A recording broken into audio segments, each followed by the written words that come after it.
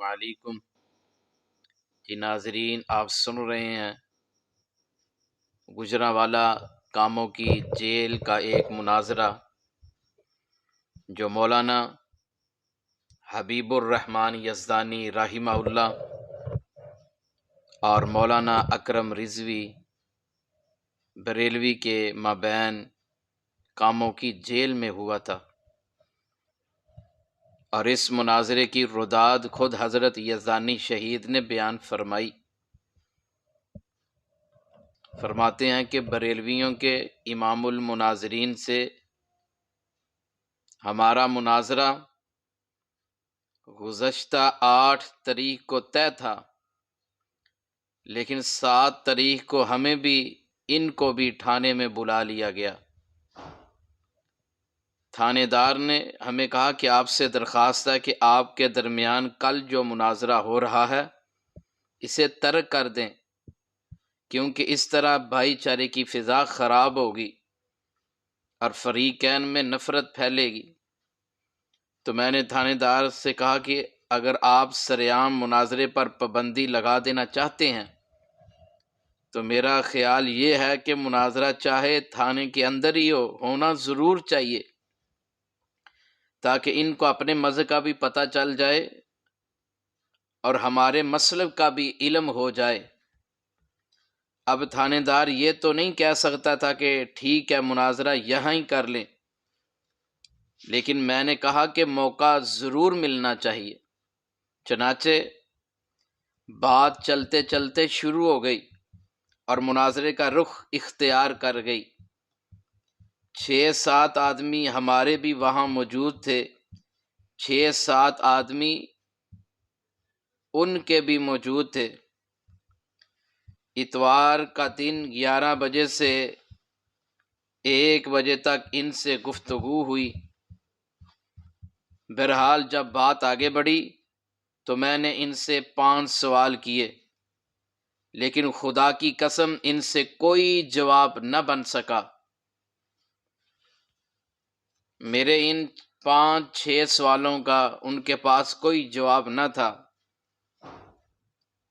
سوال نمبر 1، تھانے کے اندر دوران گفتگو بدعت کے موضوع پر بات شروع ہو گئی۔ میں نے مولوی صاحب سے پوچھا کہ بدعت کی تعریف کیا ہے؟ میرے ہاتھ میں یہ اللہ کا قرآن ہے۔ میں 4-5 منٹ ان سے بدعت کی تعریف پوچھتا رہا، لیکن اس کو بدعت کی تعریف ہی معلوم نہیں تھی۔ آخر ہمت کر کے بولے کلو بدعت ضلالہ۔ میں نے کہا آپ تو اپنی جماعت کے بہت بڑے عالم ہیں، لیکن آپ کو بدعت کی تعریف کا ہی علم نہیں۔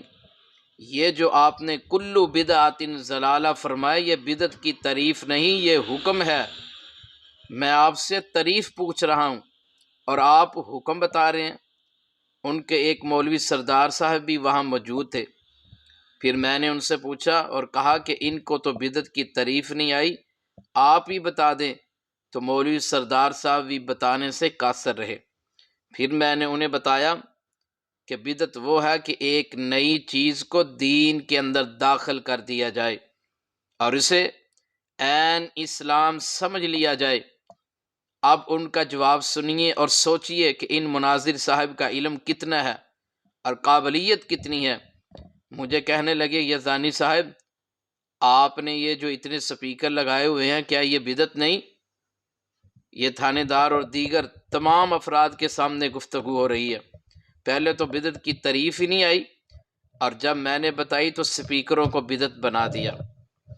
ورائے تھانے دار سے میں نے کہا کہ آپ ہی فیصلہ کریں کہ جو سپیکر ہم نے لگائے ہیں یہ فرض بھی نہیں، سنت بھی نہیں، واجب بھی نہیں، نفل بھی نہیں، اور نہ ہی ہم نے یہ دین سمجھ کر لگائے ہیں، بلکہ یہ تو آلہ مکبر ہے، اونچی آواز کرنے والا آلہ۔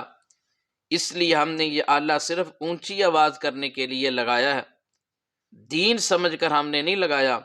پھر میں نے کہا جس طرح میں یہ کہتا ہوں آپ بھی کہیں کہ آپ جو 11ویں مناتے ہیں یہ دین سمجھ کر نہیں مناتے، تو خسیانے ہو کر بولے میں کیوں کہوں۔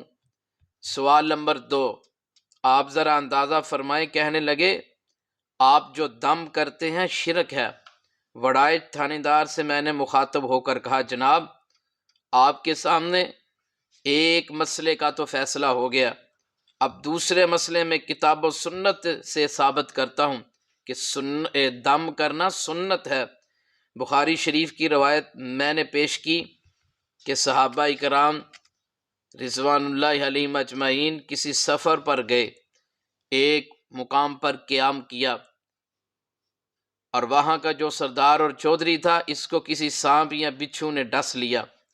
گاؤں والوں نے سوچا کہ یہ جو مسافر آئے ہیں بڑے نیک ہیں، ان سے دم کرواتے ہیں۔ انہوں نے آ کر صحابہ کرام سے درخواست کی ہمارے سردار کو سانپ نے ڈس لیا اور آپ دم کر دیں۔ صحابہ نے کہا ہم اس کے بدلے 40 بکریاں لیں گے۔ ان کا سردار تھا، چاہے یہ 100 بھی مانگ لیتے تو وہ دے دیتے۔ بہرحال انہوں نے سورہ فاتحہ پڑھ کر دم کیا تو سردار کو آرام آ گیا۔ یہ قرآن پاک کی برکت ہے کہ شفا ہو گئی۔ انہوں نے 40 بکریاں ان سے لے لیں اور واپس مدینے پہنچے۔ میرے نبی علیہ السلام نے ان سے دریافت کیا کہ میرے صحابہ تم تو کسی اور مقصد کے تحت سفر پر روانہ ہوئے تھے، یہ بکریاں کہاں سے لے آئے ہو؟ عرض کیا اللہ کے نبی راستے میں ایسے ایسے ایک واقعہ پیش آ گیا، ہم نے سورہ فاتحہ پڑھ کر دم کی اور ان کے سردار کو آرام آ گیا، تو آپ نے فرمایا کہ بکریوں میں نبی کا حصہ بھی ہے، اپنے نبی کا حصہ بھی بکریوں میں سے نکالو۔ میں نے بخاری شریف کی یہ حدیث بیان کر کے پوچھا کہ صحابہ کرام نے سورہ فاتحہ پڑھ کر دم کیا، کیا صحابہ تمہاری نظروں میں مشرک تھے؟ نبی علیہ السلام نے ان سے حصہ طلب کیا تو کیا نعوذ باللہ ثم نعوذ باللہ نبی کریم کو بھی تم مشرک سمجھتے ہو؟ مجھے اس کتاب کے اتارنے والے کی قسم ہے ان مولوی صاحبان کو اس بات کا کوئی جواب نہ آیا۔ سوال نمبر 3، مولوی صاحب نے میرے سامنے ابو داود کی حدیث کے چند الفاظ پڑھے اور وہ بھی غلط، اتمام شرک۔ میں نے پوچھا مولوی صاحب یہ تو بتائیے کہ اس کا معنی کیا ہے، اس کا معنی کیا ہے اور اس کا سیگا کیا ہے؟ کہنے لگے ہم یہاں کیا کوئی سیگے نکالنے کے لیے آئے ہیں؟ سوال نمبر 4، پھر میں نے سوال کیا اچھا آپ نے مناظرہ کی رٹ لگائی ہوئی تھی، چلیے یہی بتا دیں کہ مناظرہ کا معنی کیا ہے۔ کہا میں کوئی معنی بتانے کے لیے نہیں آیا، اور مولوی صاحب کے یہ الفاظ تھے، تمام لوگ جو وہاں موجود تھے اس بات کے گواہ ہیں، میں یہ بات اس لیے کر رہا ہوں کہ میرا تھانے میں معاہدہ ہوا تھا کہ ایک دوسرے کے خلاف بات نہیں کرنی، لیکن انہوں نے خود معاہدہ توڑ دیا، اس لیے میں اب پابند نہیں ہوں۔ مجرم وہ ہوتا ہے جو معاہدہ پہلے توڑے، جو بعد میں دفاع کرے وہ مجرم نہیں ہوتا۔ اور کاموں کی ٹھانے میں جو معاہدہ ہوا تھا پہلے ان کے مولوی صاحب نے اس معاہدے کو توڑا ہے، اس لیے اب میں اس معاہدے کا پابند نہیں رہا۔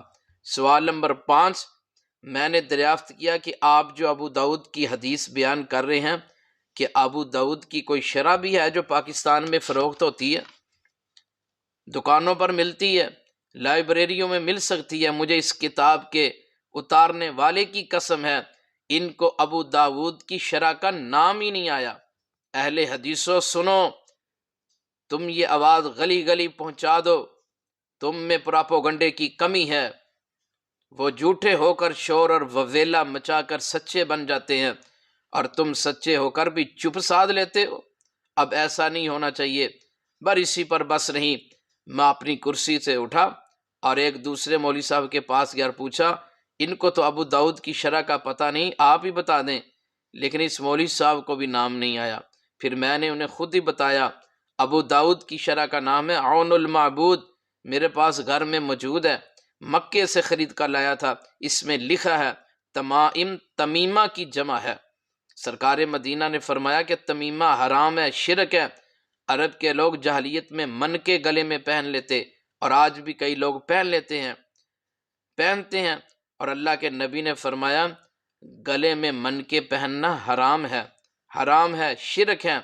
سوال نمبر 6، میں نے کہا آپ کو تو خود اپنے مذہب کا پتہ نہیں، مجھ سے کیا بات کرو گے؟ میں نے سنت سے ثابت کر دیا ہے کہ دم کرنا مسنون ہے، اب آپ ثابت کریں جو آپ 11ویں کا ختم وغیرہ کرتے ہیں یہ اسلام میں کہاں ہے؟ اس نے کہا جیسے آپ ولیمہ اور عقیقہ کرتے ہیں ہم 11ویں کر لیتے ہیں۔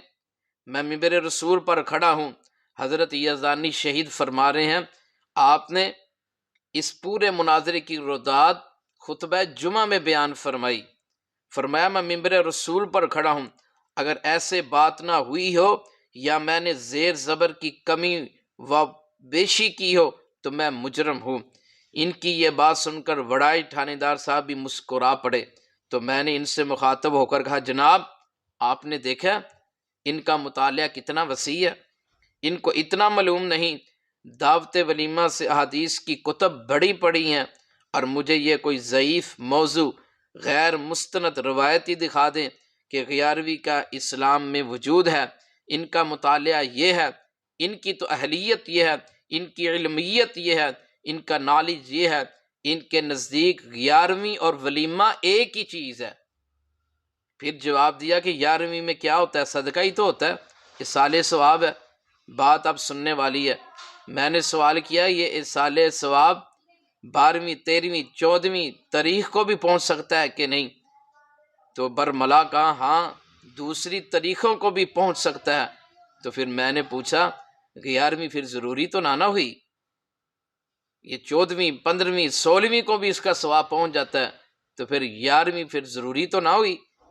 تو ان کے امام المناظرین نے جو بڑے بڑے بلند دعوے کر رکھے تھے بالآخر یہ اقرار کر لیا کہ 11ویں ضروری نہیں۔ تھانے میں وڑائی تھانے دار کے سامنے ان کے مولوی صاحب نے اقرار کیا کہ ہاں 11ویں ضروری نہیں، یہ اللہ کا قرآن میرے ہاتھ میں ہے۔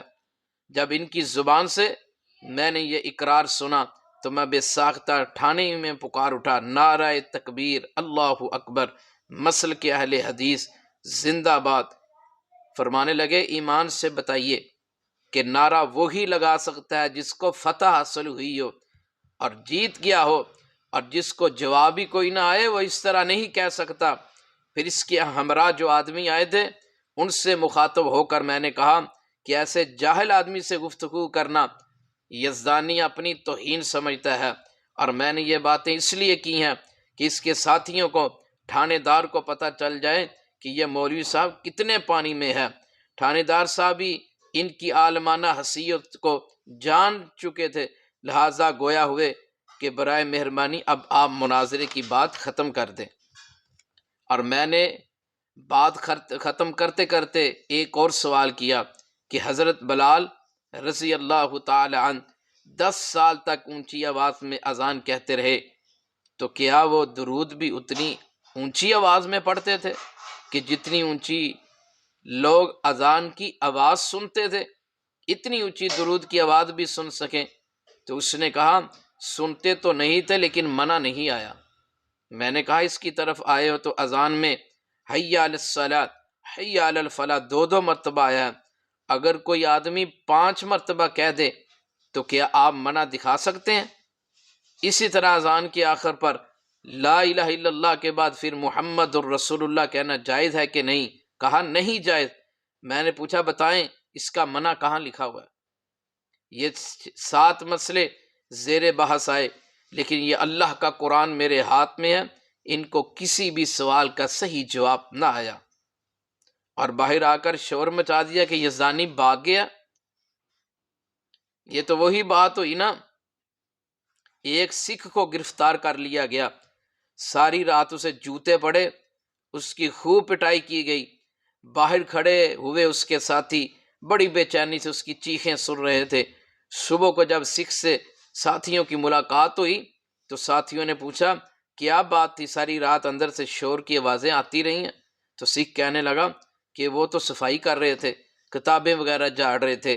اس سکھ کی طرح ان مولویوں کا بھی یہی حال ہے، اور مجھے افسوس ان لوگوں پر بھی ہے کہ جو اس مولوی صاحب کے ساتھ تھے۔ بہرحال وڑیچ صاحب نے جو تحریر لکھی کہ کل سریعام مناظرہ نہیں ہوگا اور اس پر سب سے پہلے انہی مولوی صاحب نے دستخط کیے، اور بعد میں پھر میں نے دستخط کیے، اور بات ختم ہو گئی۔ اور میں نے کہا یزدانی بھاگا نہیں، جاؤ کوئی بھی مقام رکھ لو، یزدانی اسی مقام پر سب سے پہلے پہنچے گا۔ اللہم اغفر لہ ورحمہ وعافہ واعف عنہ، اللہم اغفر لآبائنا ولأمہاتنا ولمشائخنا ولاساتذتنا۔